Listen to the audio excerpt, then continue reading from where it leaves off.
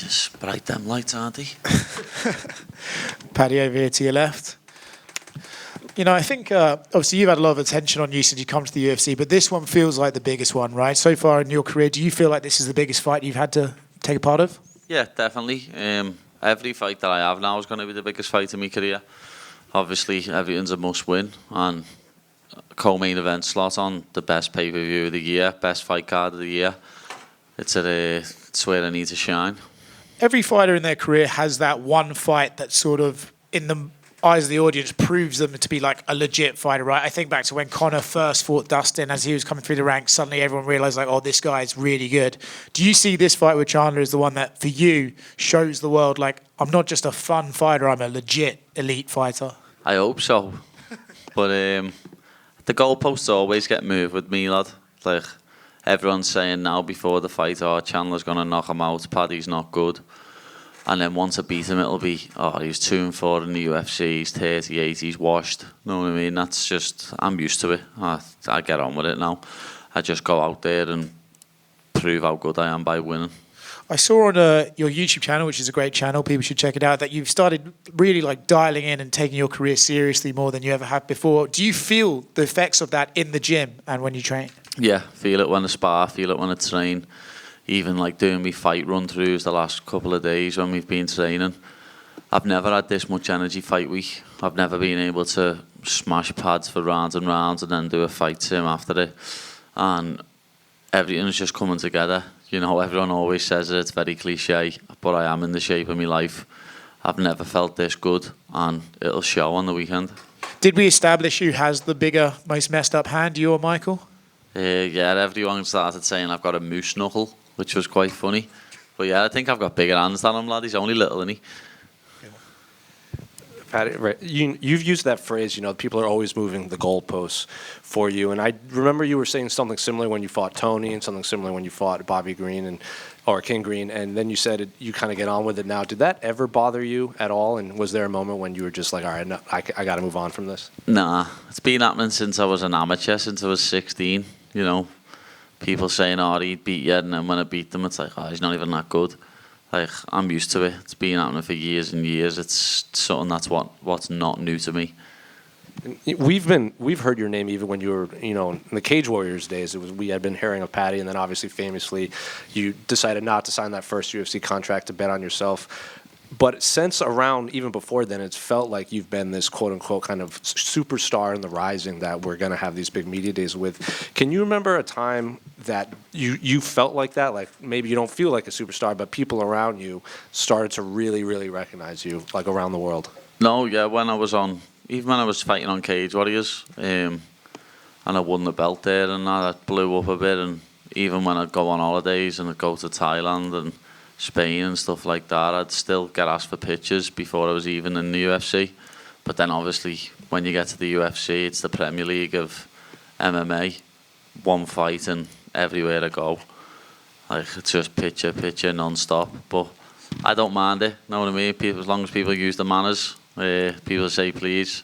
I always say to people, what's the magic word? So yeah, I don't mind getting pictures with people, it's all good, as long as I'm not with the babies.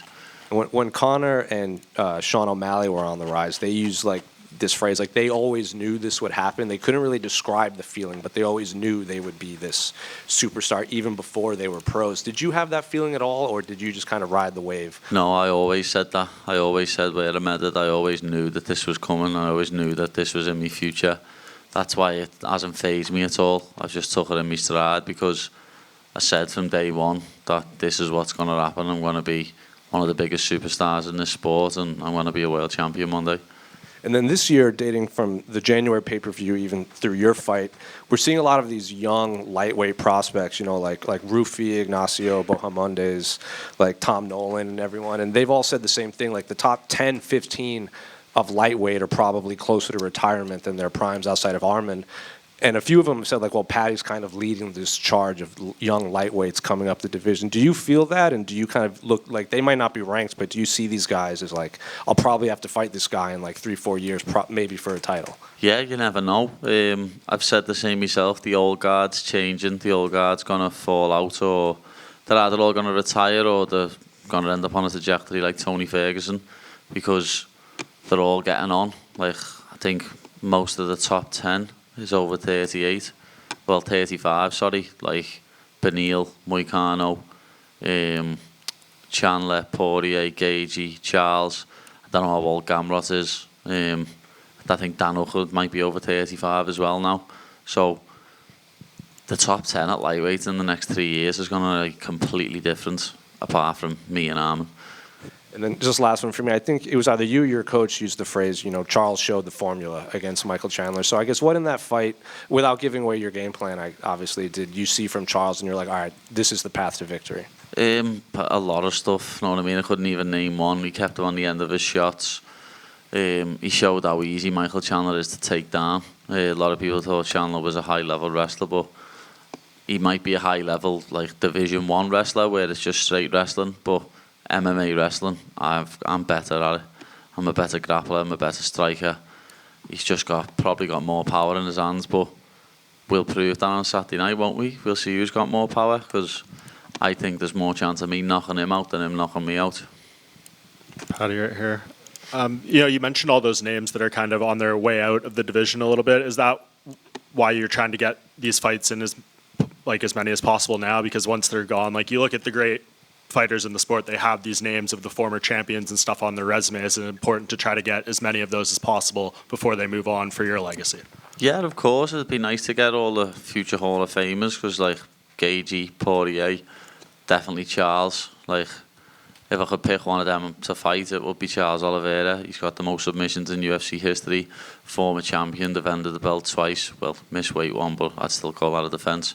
And I think me and him stylistically it'd be a brilliant fight. But as I say, I think Dustin's only having one more than retiring. But Gagey's another fight that I'd love to have. These are all names etched in the history of the lightweight division. They're all names that everyone knows and everyone recognises. So beating people like that, just be boss.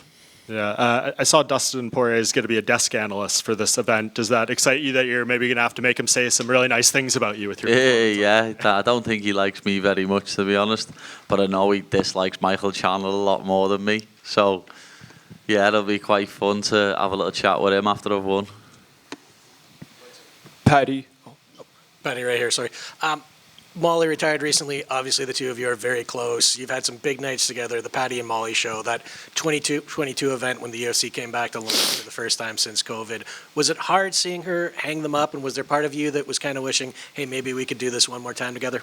Yeah, of course. You know what I mean? I didn't want her to retire. I had a little inkling that she might do it, but I didn't think she'd just do it like that. The change of opponents really fucked her. You know what I mean? She was training to fight a striker and ended up getting a very high-level grappler on a week's notice. So it really messed everything up. But as I say, I had a little inkling she'd do it. I think she had it in the back of her mind that if she lost, she was going to retire. And, she's got other things going on in her life. I think she's always said she wants to have a child. She's got her own businesses. So she's got other things going on outside of fighting. Obviously, I'd love to have that one last rodeo, but it's one of them. We also have a life outside of fighting. Fair enough. And, now you and Chandler, you both actually came into the UFC in 2021. Obviously, very different paths to get here. But when you look back to your Cage Warrior days and turning down that first contract and even taking a pay cut to be here on your first contract, is this what you envisioned back then? Has it exceeded your expectations? No, yeah, this is exactly how I envisioned it. It's been a little bit slower because I got that injury and was out for a whole year, and then obviously my wife had twins, so I had a couple of months off after the last fight. So it's been a little bit slower, the trajectory, but everything's going smoothly, everything's going to plan. My trajectory, the roadmap I'm taking, is going perfect.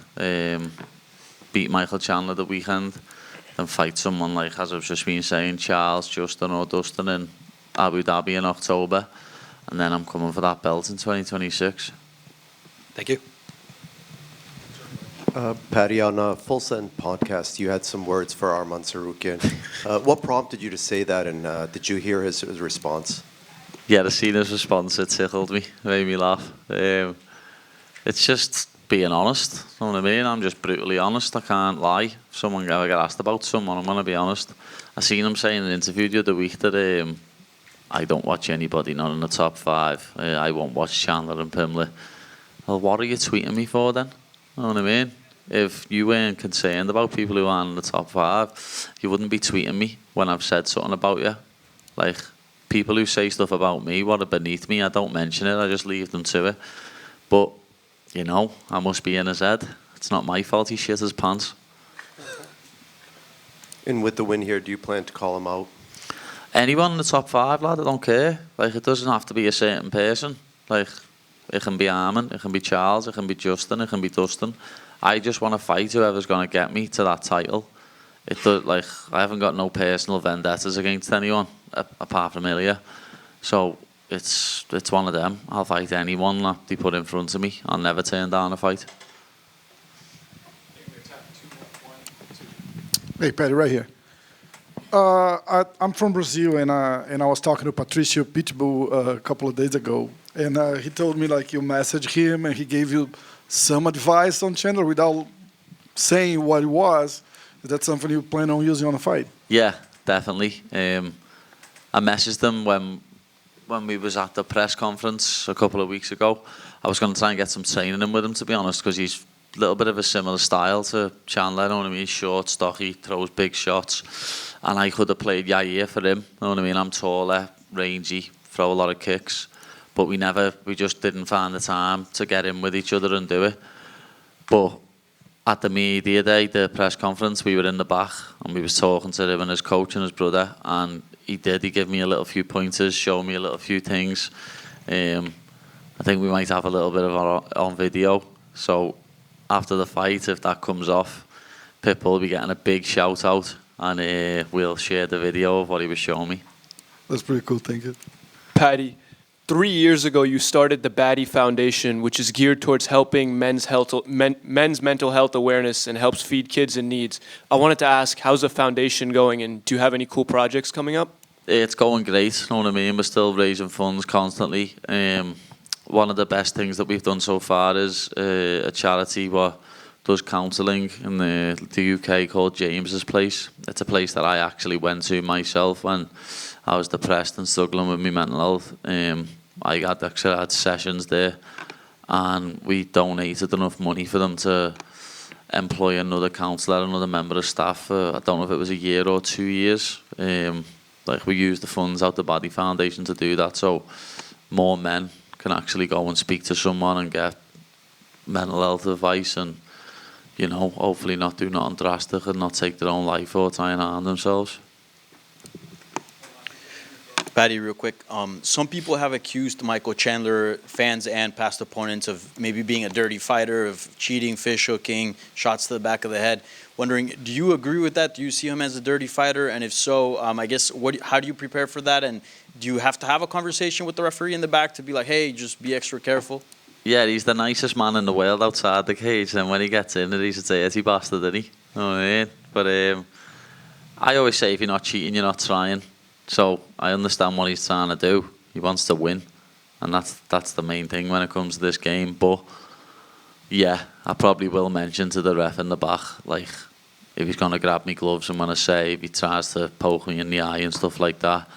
Because that one against Charles, lad, when he punched him in the back of the head about 9 times or something, and the ref, I hope that's not my referee, put it that way. I hope I've got a good ref, like Goddard or Herzog.